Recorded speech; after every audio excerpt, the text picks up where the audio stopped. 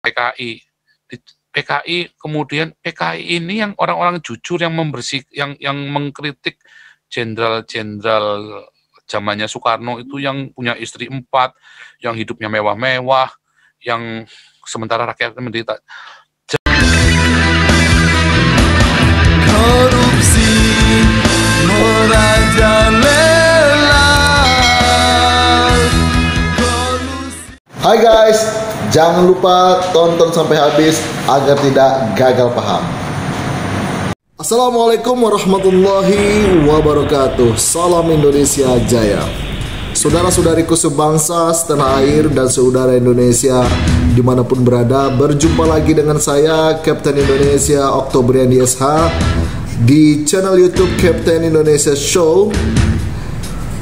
Pada video kali ini saya ingin membahas tentang apresiasi yang dilakukan oleh seseorang, tentunya sesama warga negara Indonesia, namun yang berbeda. Kita anti PKI, sepertinya beliau tidak anti PKI. Beliau ini malah mengapresiasi PKI dan malah menjelek-jelekkan para jenderal di masa Presiden Soekarno, menghina NU dan lain sebagainya. Tonton videonya dulu, baru lanjutkan nonton video saya. PKI kemudian PKI ini yang orang-orang jujur yang yang mengkritik jenderal-jenderal zamannya Soekarno itu yang punya istri 4, yang hidupnya mewah-mewah, yang sementara rakyat menderita. Jangan bilang Jenderal Ayani CS 7 jenderal itu adalah 7 jenderal yang jujur ya. Mereka itu hedonisme loh. 7 jenderal ini Anda dibuai oleh fakta-fakta tanpa menyadari bahwa jenderal-jenderal ini hidup dalam hedonisme. Makanya mereka kemudian, soalnya yang diajarin di buku sejarah begitu kok. Ya, karena ya kan? Tapi pada kenyataannya zaman itu PKI itu mengkritik Soekarno karena jenderal-jenderalnya itu hedonisme hidupnya. Jadi PKI itu justru yang mengajarkan rakyat buat hidup benar. Ya, apakah PKI jahat? Sejahat apa coba PKI? Jahatnya di mana? Justru di zamannya PKI ini tahun 26 pemberontakan sama Belanda yang mimpin PKI, tahun 48 yang mimpin PKI, ya kan? Itu. Tahun 65 yang mimpin PKI. Nah, NU ini jadi korban, berapa banyak yang jadi korban? Ya kan, kemarin kita hitung nggak nyampe 500 total dari tahun 26 sampai tahun 65, nggak nyampe 500. Tapi berapa yang dibantai orang yang dianggap PKI sama orang NU? 3 juta. Orang NU loh, ya kan? Karena kan dulu musuhannya kan sama NU, PKI lawan partai NU kan, dulu kan NU partai kan, NU itu dulu partai NU namanya. Mas Yumi bukan kok? Ya, pokoknya partai NU. Nah itu NU Mas itu dulu Yumi, partai. Nah itu musuhan, Mas Yumi, musuhan sama PKI kan. Nah mereka akhirnya dibantai semua, bunuh 3 juta. Teman-teman saya pun orang tuanya banyak yang dibunuh atau dia menyerahkan diri supaya jangan dibunuh. Namanya diamankan, menyerahkan diri, ada dibuang ke buru-buru kan, supaya jangan dibunuh. Itu. Jadi itu sudah jelas, itu sangat clear sekali, sangat jelas sekali pola-pola seperti itu. Lalu kita lihat zaman Soeharto. Seharusnya Soeharto oke lah, dia ada banyak salah, tetapi ada banyak progres setelah itu. Bagaimana setelah menonton videonya? Saya yakin sebagian besar rakyat Indonesia yang cinta Pancasila, yang menyadari betul akan bahaya laten PKI, akan merasakan emosi yang sangat tinggi melihat dan mendengar kata-kata dari Joseph Paulzeng tersebut. Namun saya berharap kita semua jangan terprovokasi.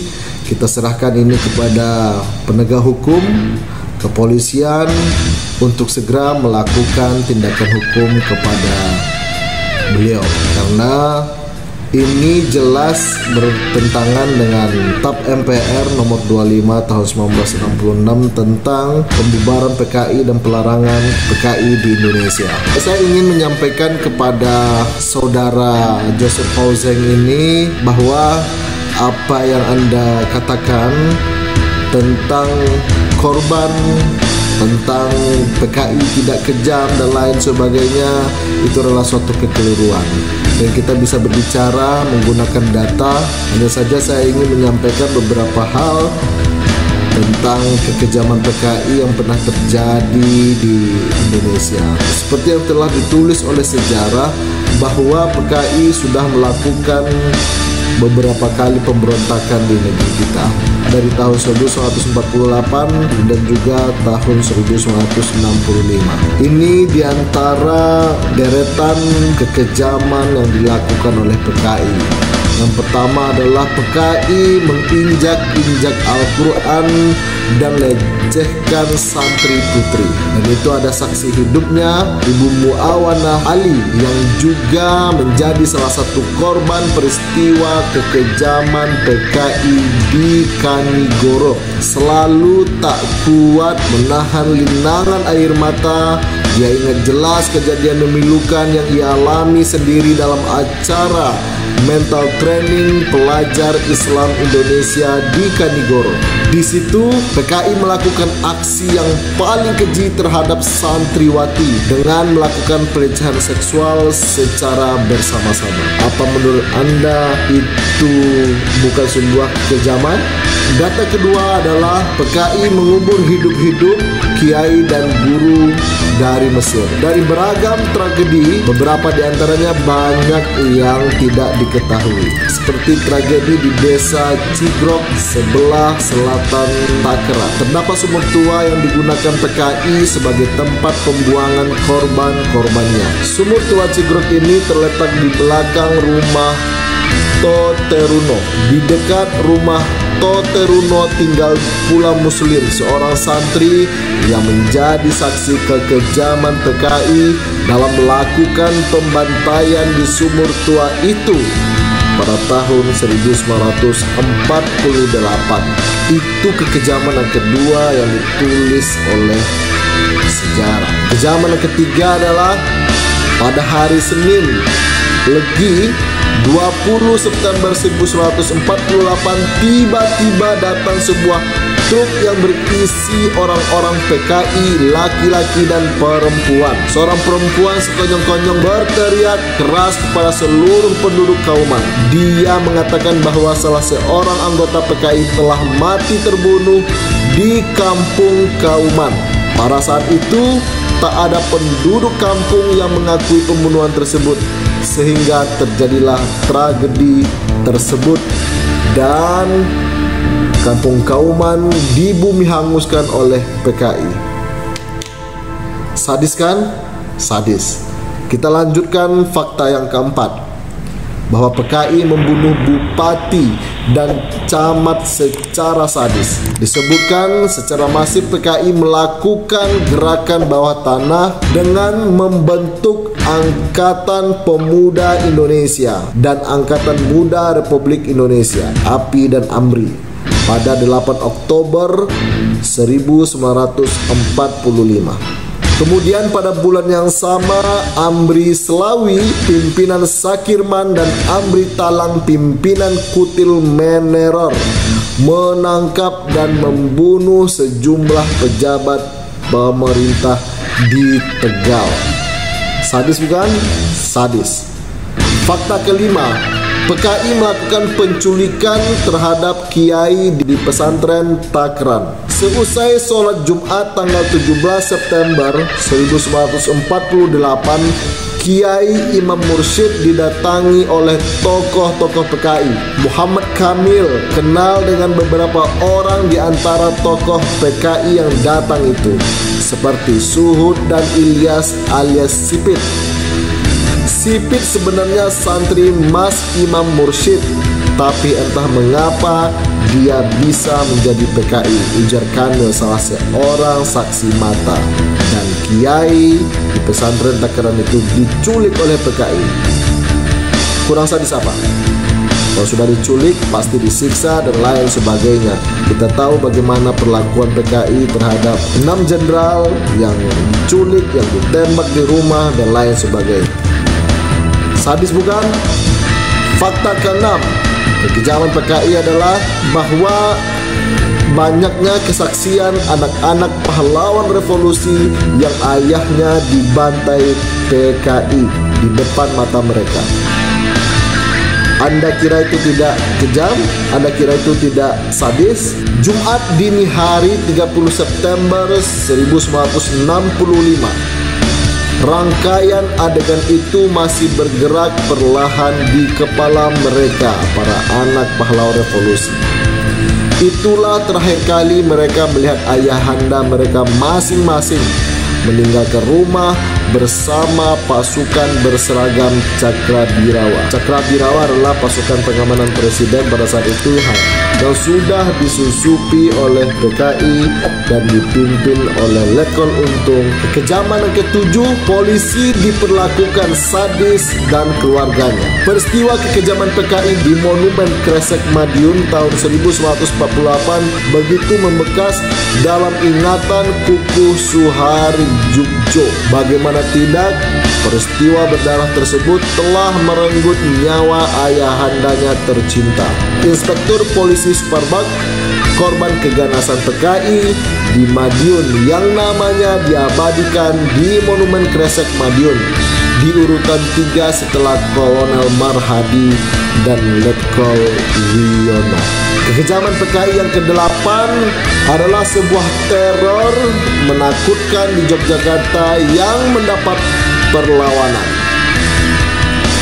Keberingasan PKI di Yogyakarta pasca pemberontakan yang gagal pada tahun 1965 juga diperlihatkan dengan menyerbu kampung yang mayoritas penduduknya muslim.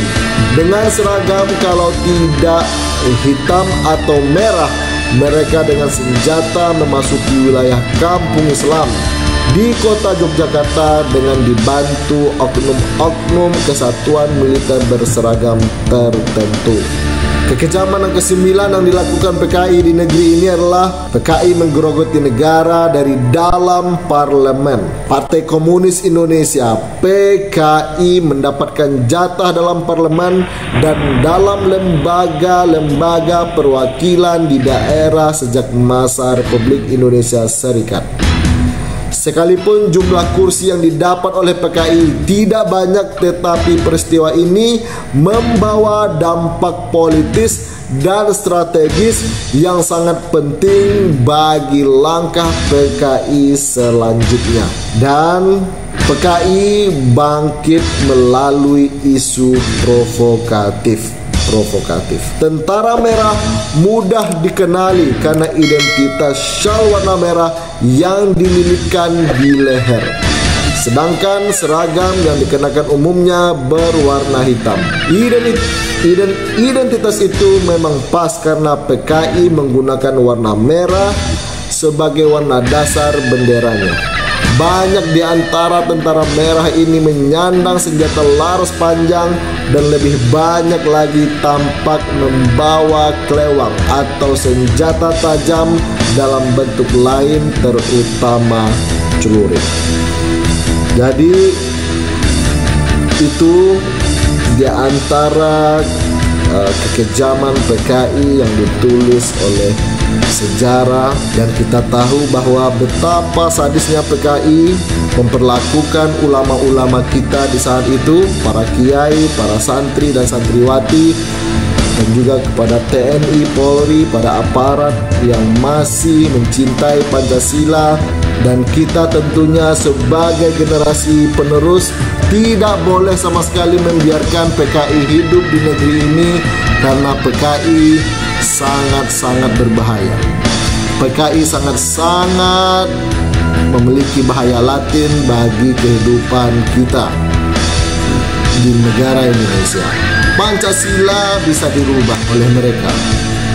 Kita beruntung pada saat itu memiliki orang-orang seperti Jenderal Nasution, Jenderal Soeharto, para militer, para para kiai dan ulama yang saat itu masih terus berpegang kepada Pancasila, yang masih meneriakkan Allahu Akbar dalam rangka mempertahankan Pancasila, terutama sila pertama. Tentu kita semua tidak menginginkan bahwa kekejaman PKI terulang kembali di masa kita sekarang ataupun di masa anak cucu kita nantinya. Kita tidak ingin Indonesia hancur karena sila pertama sudah diganti dengan ateis. Tentu kita sangat berharap paham komunis selalu kita lawan di negeri kita ini. Tentu kami semua berharap negeri ini tetap kuat, tidak boleh kalah oleh paham komunis. Kita sangat berharap negara tidak boleh kalah oleh yang namanya komunisme, yang namanya PKI dan bentukan-bentukan baru dari PKI atau yang kita kenal dengan Neo PKI. Itu dari saya Kapten Indonesia Oktober DSH. Assalamualaikum warahmatullahi wabarakatuh. Mari bersatu seluruh rakyat Indonesia, melawan mereka yang tidak amanah. Nasib kita tak akan pernah berubah jika bukan kita yang merubahnya. Mereka tak peduli akan nasib bangsa ini. Mereka sibuk memperkaya diri. Katanya mengabdi, nyatanya menggerogoti.